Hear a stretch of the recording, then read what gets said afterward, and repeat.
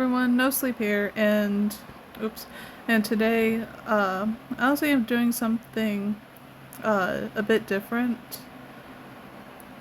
op- opposed to like just the commentary that I've been doing for like the Inktober thing. Just so I'm staying consistent on the post, on like posting.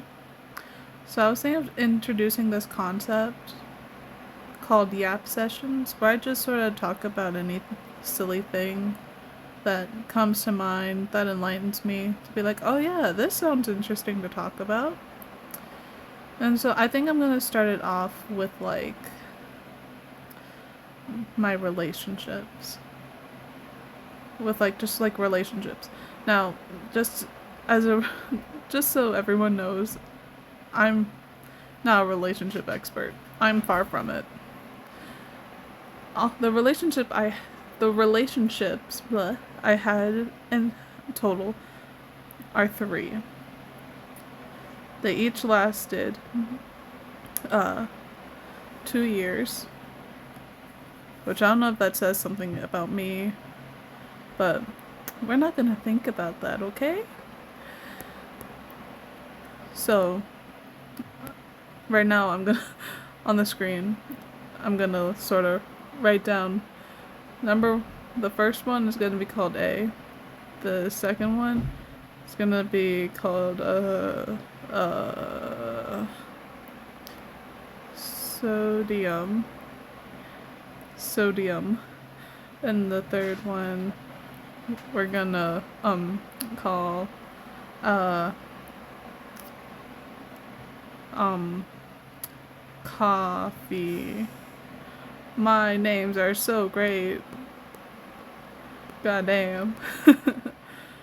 Anyway, my first relationship, A. We weren't serious at all. We were dating in middle school and we really didn't know what we wanted from each other. He was a sweetheart. He really was.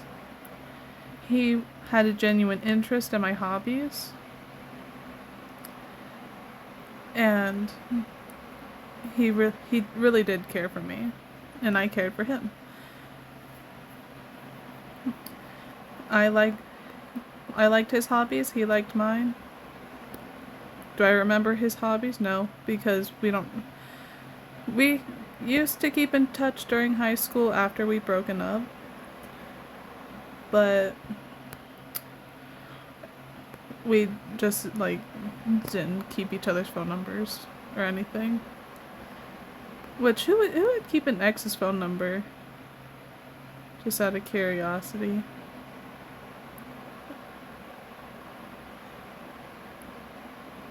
I didn't. I felt like it was a bit too weird. Especially when starting another relationship. And I feel like these next two ones would have said that it was weird to keep it if I did keep my first ex's number. But he was sweet.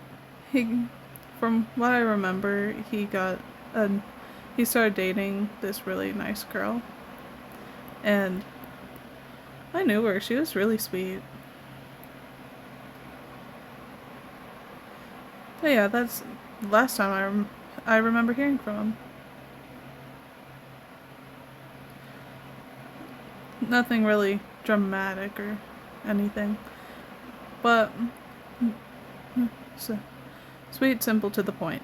Number two, shoo, he was sweet too. Uh, he was sweet at first, but there was a bunch of red flags. I maybe could have thrown like a nice little pamphlet on it. For example, he did not ask me to be his girlfriend. He just automatically assumed. Which I don't know if it was because I was his like first ever girlfriend or what. This was back before I started using they them pronouns. So I don't know if I was his first girlfriend or what at the time. But like, he never asked me. I had to learn from my nana that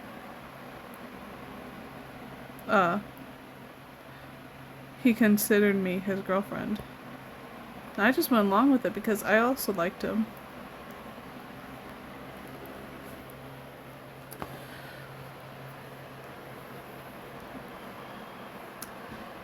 The other red flag was when he got a house. Now, I didn't care if he got a house. We never talked about living together or anything, no living arrangements. But he assumed that I would want to. He got a house off a whim. And just said, "Oh, this could be our house." And I'm just like, "Huh?" And like the dumbass I was like, "Okay." But he never kept it clean. It was like one of those hoarder houses that you see on like MTV or something. I can't remember what channel that was on, but it was like one of those. I tried keeping it clean. I tried having him like clean his own house, but he never did it.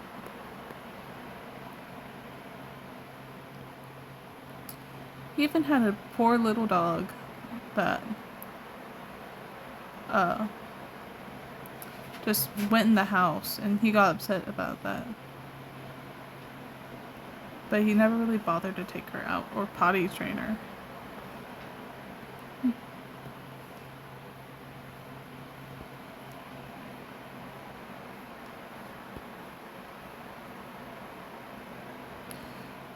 Let's see. I think the one that finally set me off was his anger issues. Where I was like, okay, yeah, this isn't gonna work out. Which I'm surprised it was that tipped me off. Anger issues. Nothing else. I really was a stupid kid.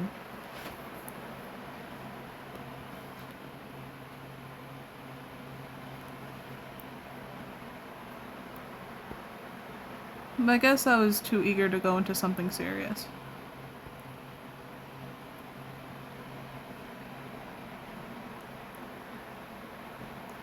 And I told myself, because I believe, hang on, let me go back up to here. I believe that was after high school. No, not after high school. What am I saying? I believe it was a few months after I broke up with A that I started dating Sodium. And then it was like a year, maybe, I'm saying a year and a half after that I started dating Coffee. I really don't remember, but I'm pretty sure that's like the best I can say, like how this timeline works out. I'm pretty sure. Of course, they could also all be like a year and a half that I started dating the other one. That could also be it, because let's see, freshman we broke up, sophomore when I started dating.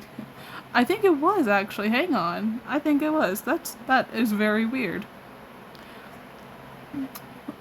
I don't know how I timed that. Anyway. But yeah,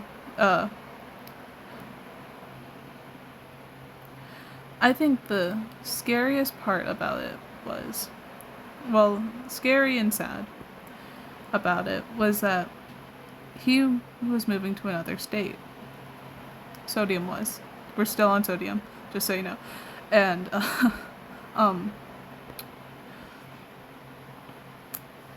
because of his anger issues, that got me a bit scared of like, what will happen if I tell him that I want to leave.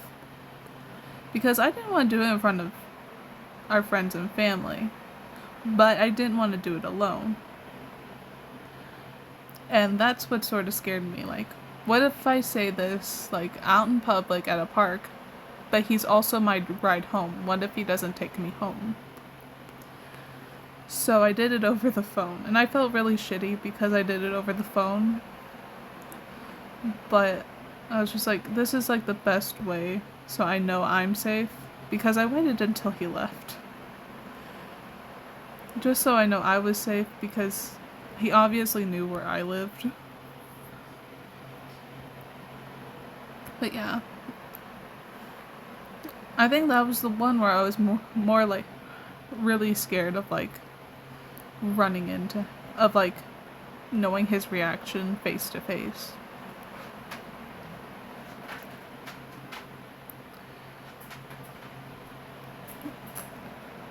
But yeah, I think that was, yeah, Sodium was the only one I was really terrified of, like, what he would say. And now we're on to Coffee. He was a really chill guy. He was really nice and sweet. Sort of. He was, I guess you could say he was sort of a mixture of both A and Sodium. Goodness. He was just sort of like a throughout chill guy. We had some interest, but we also didn't. And, I broke up with him, like, I think, like, maybe I broke up with him a few months ago, actually. Because I felt pressured into getting a house with him. Because he wanted to move out of his family's house, which was understandable. But in today's economy, obviously, it's hard to get a house for just your one fixed income. And the places around my area, they are not cheap. They are fairly expensive, especially with mine and his income combined.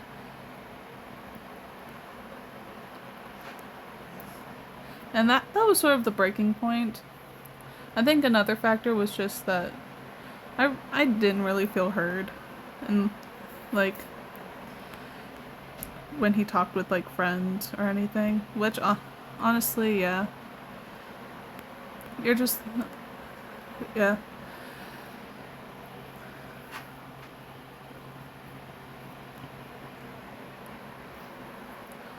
But, yeah. The thing with the house was that I snooped on his phone, which I know is a bit controversial, of snooping on one's phone.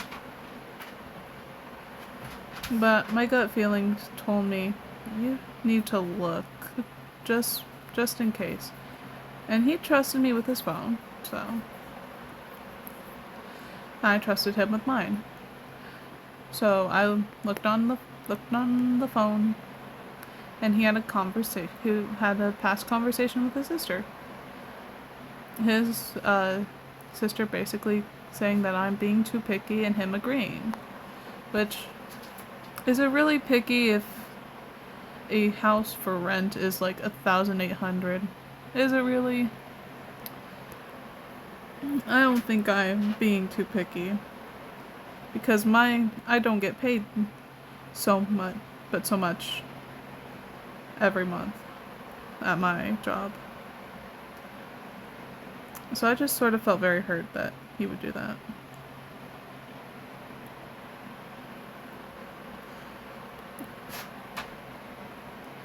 And I almost lived with him just to prove a point, but I'm not picky. I can work with this. But then I got slammed with reality. And I was like, why am I doing this to prove a point? And so I broke up. I told him, I can't do this. I probably should have told him about reading what him and his sister talked about, but I really wasn't thinking at the time. If I ever see him again, which I highly doubt I will, I will. He just sort of disappeared after that. Yeah. Which I think he went to live with a friend. Which he has far away friends, so I wouldn't doubt if he went to go live with one of them.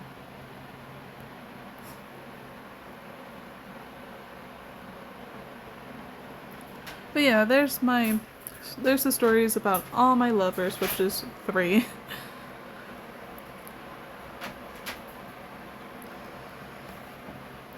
I hope they were somewhat entertaining, and I hope that some of you, like, got something out of this. Like, don't think that you can be pushed around into anything or be guilted into anything. Please don't. Please learn from my mistakes. I'm not planning on dating anyone for a while, but we'll see because my pattern is sort of like a year and a few months I find someone else. So we'll see in like a year and a few months. Anyway, that's it for my Yap session.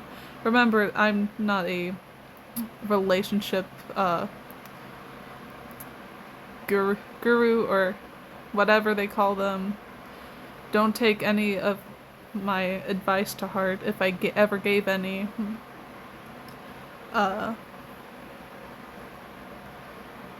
If you're in a bad relationship, make sure to tell someone you trust. And if you have any, like, ideas for Yap sessions, please let me know down in the comments below. Thank you so much, and bye!